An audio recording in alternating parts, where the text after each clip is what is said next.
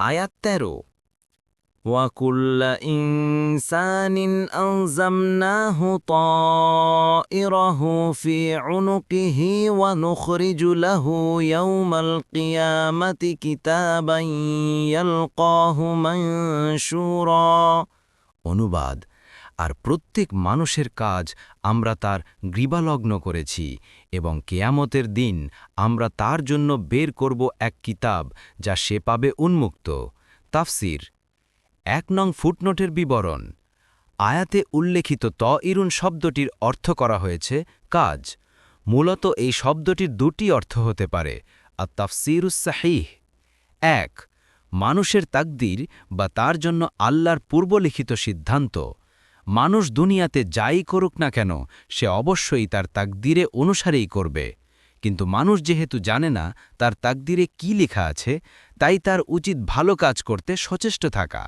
কারণ যাকে যে কাজের জন্য তৈরি করা হয়েছে এবং যাকে যেখানে যাওয়ার জন্য নির্ধারণ করা হয়েছে সে সমস্ত কাজ করা তার জন্য সহজ করে দেওয়া হবে। সুতরাং তাকদীরের বাইরে যাওয়ার কোনো সুযোগ কারণেই, কিন্তু মানুষের উচিত নিজেকে ভালো ও সৎ কাজের জন্য সদা প্রস্তুত রাখা।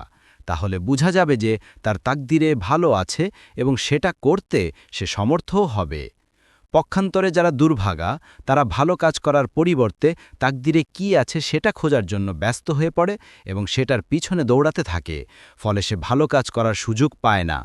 তাই যারা ভালো কাজ করে এবং ভালো কাজ করার প্রয়াসে থাকে তাদের কর্মকাণ্ড আল্লাহর কাছে এমন প্রশংসিত হয়ে থাকে যে যদি কোনো কারণে সে ভালো কাজ করার ইচ্ছা থাকা সত্ত্বেও সেটা করতে সমর্থ না হয়, তবুও আল্লাহ তার জন্য সেটার সওয়াব লিখে দেন।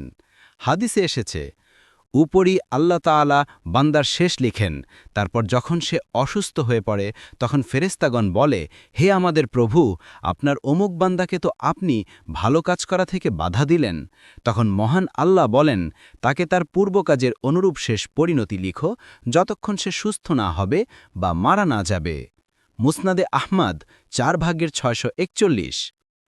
২ মানুষের কাজ বা তার আমলনামা, অর্থাৎ মানুষ যে কোনো জায়গায় যে কোনো অবস্থায় থাকুক তার আমলনামা তার সাথে থাকে এবং তার আমল লিপিবদ্ধ হতে থাকে। মৃত্যুর পর তা বন্ধ করে রেখে দেওয়া হয়। কেয়ামতের দিন এই আমলনামা প্রত্যেকের হাতে হাতে দিয়ে দেওয়া হবে, যাতে নিজে পড়ে নিজেই মনে মনে ফয়সালা করে নিতে পারে যে সে পুরস্কারের যোগ্য না আযাবের যোগ্য। আত-তাফসীরুস সাহিহ।